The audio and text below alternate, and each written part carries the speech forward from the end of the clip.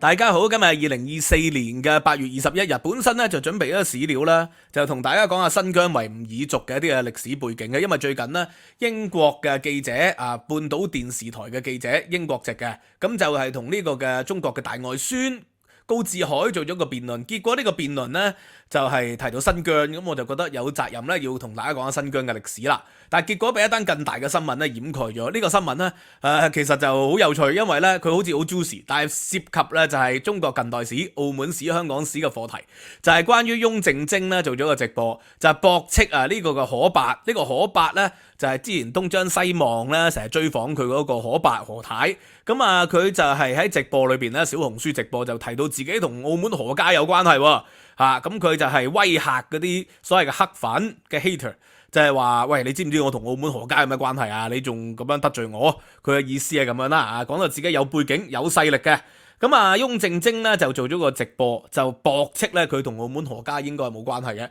因為翁靜晶嘅夫家咧，翁靜晶再婚啦，大家都知道啦，前幾年佢再婚一個夫家咧就係何東嘅曾孫，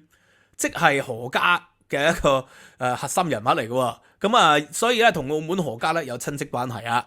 咁所以而家翁靜晶咧人都身在澳門，咁澳門嘅何家咧應該就同佢夫家咧係有親戚關係，有冇來往就唔知，因為何家咧人員眾多，有冇來往就唔知，但係就有親戚關係嘅。咁當中咧翁靜晶仲解釋咗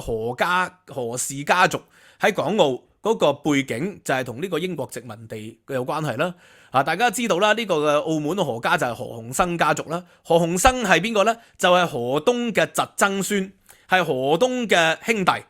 個孫嚟嘅。咁何東當然就係香港曾經最犀利嘅首富，係最厲害嘅人物嚟啦。咁但係咧何東呢，就係一個半唐番嚟嘅。咁所以何東家族或者整個所謂嘅何家家族呢，其實實質都唔係姓何嘅。咁佢哋本身呢，就係荷蘭人。就係因為呢個嘅東印度公司啦，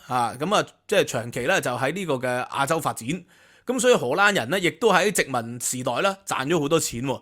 直至到呢個嘅港英政府成立，英國人咧就係將香港咧就變成咗殖民地，好多歐洲商人咧都喺香港度揾食發展噶，包括何東嘅父親就喺香港度發展啦，而何東嘅父親咧就完完全全係洋人嚟嘅，叫做 Bosman。咁由於咧，佢係荷蘭人，所以咧佢就改咗個中文名。好多洋人都會改個中文名噶嘛，包括歷代嘅港督金文泰衛奕信彭定康佢哋咧都改中文名嘅喎。咁所以咧呢個嘅Bosman 咧就改咗個中文名，就叫何士文，士文就係 Bosman 啦。何咧就因為佢荷蘭人，所以叫何士文。所以何氏家族咧就唔係中國人嚟嘅。佢係一個洋人嚟嘅，完全係。結果咧，你見到佢哋生出嚟嗰啲後裔咧，好多都係半唐番，即係到今天咧仍然都係有洋人。咁後來佢哋亦都唔少同翻洋人通翻，咁所以咧睇出嚟嗰啲樣咧係即係同中國人係唔同嘅。而呢個嘅翁靜晶嘅夫家咧何猷標，實在咧你點睇都似係歐洲人樣嚟㗎，係徹底嘅白人樣嚟嘅。佢係何東嘅曾孫嚟㗎。當然啦，何氏家族咧就係有一個特點，就係因為咧佢哋同埋好似黃秋生一樣啦，佢嘅父親咧都係洋人，而母親咧就係華人，母親咧係嗰啲疍家妹，疍家妹咧就係同洋人就結咗婚，結果咧就生咗好多仔女啦。後來啲洋人就要翻去歐洲，往往啲洋人咧喺歐洲本能咧有原配夫人嘅。就或者即使冇原配夫人都未必會帶嗰啲即係華人嘅婦女咧係翻去嘅，同啲仔女都唔會嘅因為始終文化各方面有異，而佢哋作為一個殖民者喺當地咧揾一個婦女生啲仔女都係陪伴自己係解寂寞嘅啫，就唔係即係諗住喺度成家立業嘅。咁所以何東嘅父親何士文都係咁樣啦，咁就翻咗去即係歐洲留下咗一堆嘅仔女，咁其中咧何東啦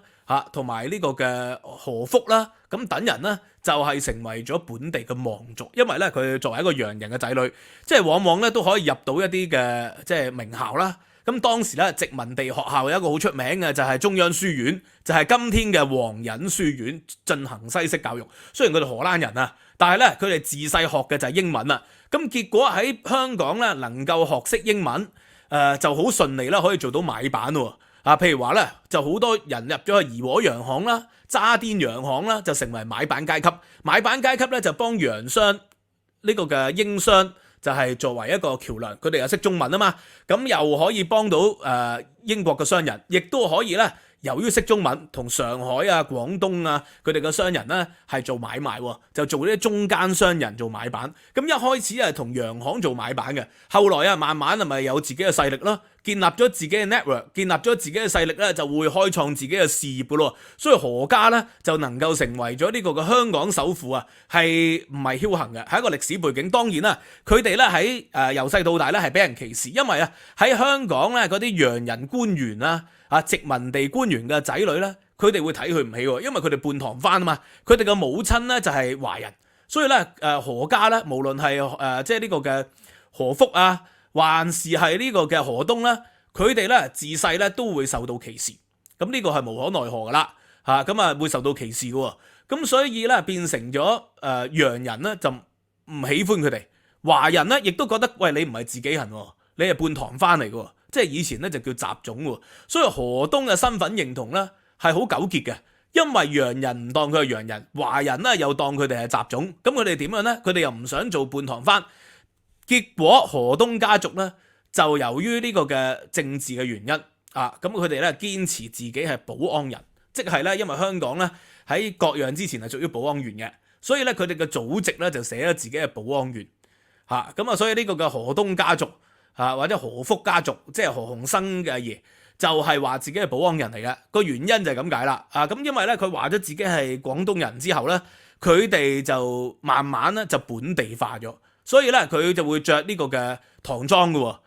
咁啊會着呢個嘅即係傳統嘅，好似做大戲咁樣嘅喎。嗰啲人咧就會着嗰啲咁啊，自己會睇大戲啊咁嘅情況。咁所以佢哋嘅家族咧都係非常之人多勢眾啦，顯赫咁，但係咧講起香港嘅何家咧，好多人咧就會好容易混淆咗何啟家族啦。何啟家族咧就係徹底係廣東人，何啟姐啊就係孫中山嘅導師，咁所以孫中山嘅啟蒙運動啦，孫中山嘅一個思想咧就係嚟自何啟，何啟就係廣東人嚟嘅，所以咧就唔好搞錯。何啟啊個父親咧就好出名，就叫何福堂或者叫何進善。就係一個香港嘅牧師嚟嘅，而家屯門咧就仲有一個地方叫何福堂啊嘛，有一個輕鐵站係何福堂噶嘛，而且屯門咧仲好似有何福堂嘅學校嘅，咁所以何福堂咧就係呢個嘅佛山人嚟嘅，所以香港嘅何家一般咧就講起兩個何家，一個就係何東家族，即係何氏民家族嘅何家，另外一個就係何福堂嘅何家，所以呢兩個何家係不同嘅，咁而咧呢個嘅何東家族咧，仲有一個成員喎，就係何金堂，金堂弟嘅何金堂，又叫何啟堂。咁咧，其實就係呢個嘅呢個何東咧嘅同母異父嘅兄弟嚟嘅呢個係同母異父兄弟。咁佢係華人嚟嘅，因為咧何東嘅父親就係何氏民啊嘛，荷蘭人啊嘛。何東嘅母親咧係師娣師娣咧即係大娣嘅娣啊，即係娣。即係希望生個細佬啦，啲疍家人，咁咧佢就係同呢個嘅姓郭嘅叫郭興賢咧所生嘅，所以咧父母都係華人嚟嘅。金堂何金堂家族佢雖然都係姓何，就係因為跟咗呢個嘅何氏民姓何，所以咧佢係屬於何東家族嘅兄弟，但係咧佢哋父母都係華人。所以生出嚟嘅仔女咧，又係唔同嘅。咁而後來佢生咗出嚟嘅後代最有名係邊個啊？最有名就係李小龍咯。李小龍個母親亦都係何家嘅人嚟嘅。咁所以咧呢個嘅李小龍家族就係何金堂嘅後人。咁當然啦，就係因為何愛如咧，李小龍嘅母親咧就係呢個嘅何家嘅後人啦，同埋佢嘅後來。生咗李國豪啦、李香凝啦，就係因為李小龍同埋阿 Linda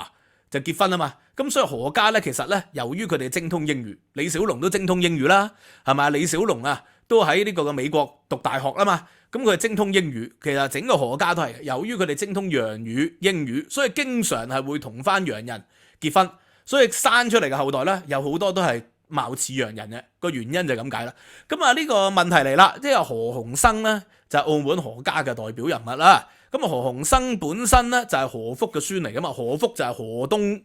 嘅細佬。咁但係由於咧何家咧就係開枝散葉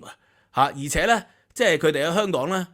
往往咧其實就唔係好團結嘅，唔係好似香港大學咧即係河東宿舍佢哋講啦，我哋河東精神就係團結，咁又唔係喎，因為佢哋生好多，好似何金堂咁啦，有30個仔女，仲未計私生仔女，咁所以咧就唔係個個都有錢嘅。咁啊唔係個個都有錢，包括何鴻燊。何鴻燊咧個年輕嘅時期咧都唔係即係過得好嘅，咁所以你可以睇下咧嗰啲電影啊，咩新歌傳奇啊嗰啲，就可以睇到咧佢年輕嘅時期啦，幼年咧都係過住啲艱苦嘅生活。不過有個好處，個好處咧就係因為佢哋家族都係識講外語，咁所以咧就係即係入到去呢個嘅皇仁書院或者係其他